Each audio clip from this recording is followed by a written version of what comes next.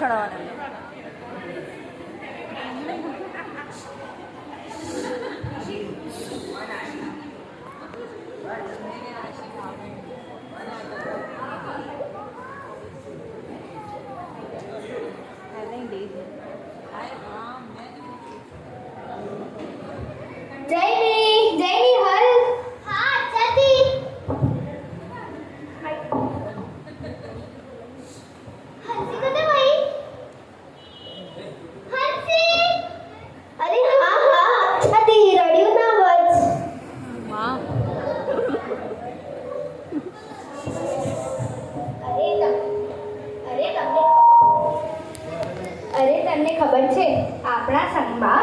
મહોત્સવ ઉજવાઈ રહ્યો છે. એમાં ઘણા બધા આચાર્ય ભગવંતો, સાધુ સાધ્વીજી ભગવંતો પધારવાના છે. આ બધા મારે સર વ્હાઈટ કપડાં કેમ પહેર્યા છે? અમે તો એટલા કલરફુલ કપડાં પહેર્યા છે. અરે એટલી નથી ખબર, એને દીક્ષા લીધી છે. દીક્ષા એટલે શું? અરે એટલે નથી ખબર. દીક્ષા એટલે વ્હાઈટ કપડાં પહેરવાના.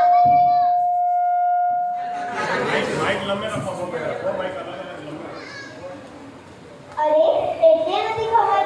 દીક્ષા એટલે વ્હાઈટ કપડાં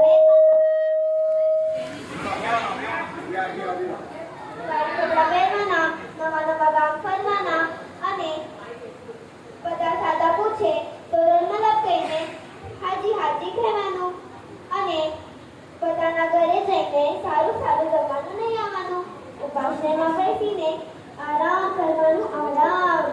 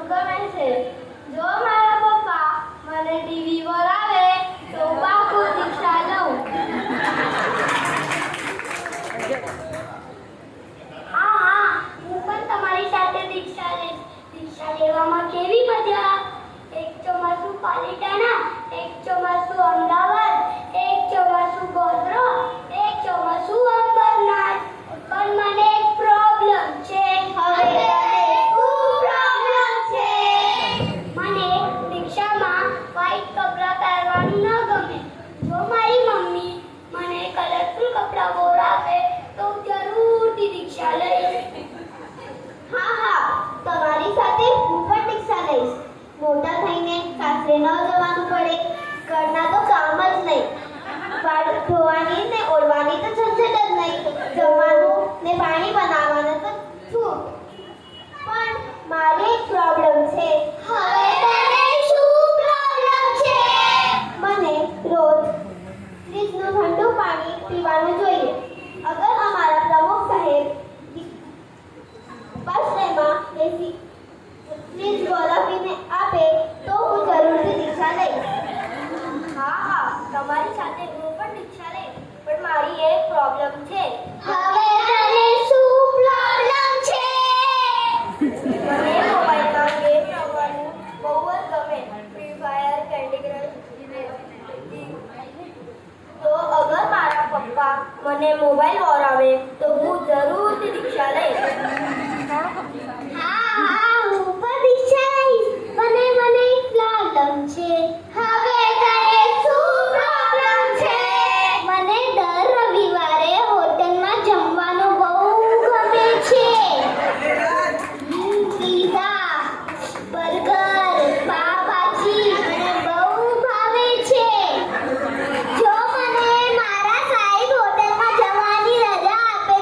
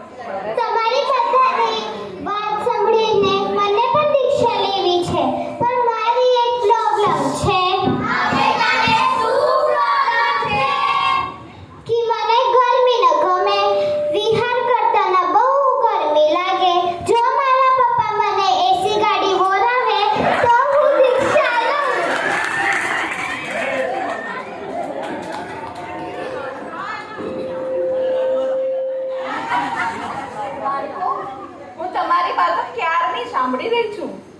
એક મિનિટ હા, હું હમણાં પૂછી લઈશ. પાઠશાળાના બેન આવ્યા છે.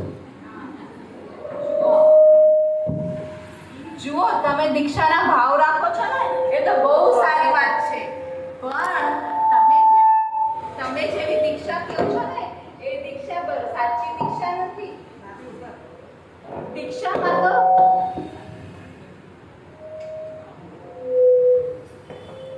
દીક્ષામાં તો તમારે મમ્મી પપ્પા બધાને છોડીને જવું પડે, અને પાછું તમારું મોબાઈલ વિડીયો ગેમ અને ટીવીને તો ભૂલી જ જવાનું.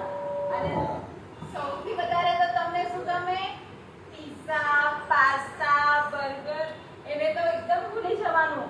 ખોચડીમાં તો જે શાક મળશે ને એ જ ખાવું પડશે, પછી ભલે તમને નહીં ભાવતું હોય. બોલો, ચાલશે? ચાલશે? Very good. તો પછી બીજું તો છે ને મેકઅપ ને એવું બધું તો કાંઈ ન હોય. હા, અને તમારા કલરફુલ કપડાં કોને ગમે છે? બધાને ગમે છે ને? પણ દીક્ષા લઈએ એટલે તો વ્હાઈટ કપડાં જ પહેરવા પડે. અને હા, અહીંયાથી એક જગ્યાથી બીજી જગ્યાએ જવું હોય ને તો પછી તમે લોકો શું કરો? સ્કૂટીથી જાઓ, રિક્ષામાં જાઓ, નહીં તો પછી ટ્રેનમાં જાઓ. પણ દીક્ષા લેશો ને એટલે તો તમારે પગે જ વિહાર કરવું પડશે. અને પછી એસી ગાડી પણ નહીં અને એસી ઉપાશ્રય પણ નહીં. બોલો, ગમશે તમને? અચ્છા, તો એને કહેવાય દીક્ષા.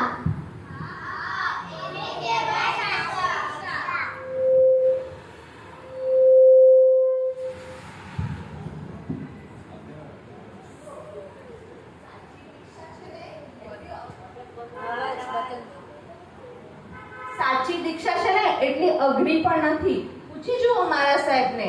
ખાલી જૈન ધર્મના પાયાના સિદ્ધાંત સમજી લો ને પછી તમને પોતાને જ સાચી દીક્ષા ગમશે. પણ એના માટે છે ને તમારે પહેલા પાઠશાળામાં જઈ અને બધું સૂત્ર અને બધું ભણવું પડશે. અને પછી તમે જ્યારે સાચા શ્રાવક બનીને દીક્ષા લેશો ને ત્યારે જ તમારી સાચી દીક્ષા થશે. અચ્છા, તો એને કહેવાય દીક્ષા. વિચારવું પડશે હવે તો.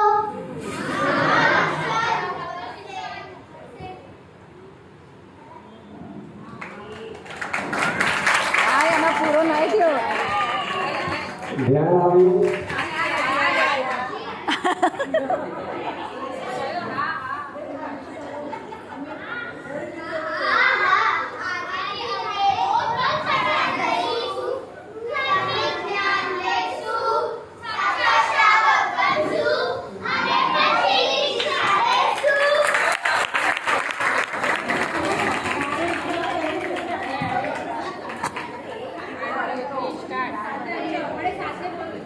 ચાલુ આ વિડીયો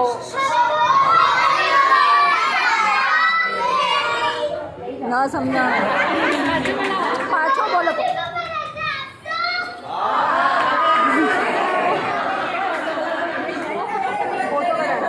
પપ્પા રજા આપશે મમ્મીની સાથે.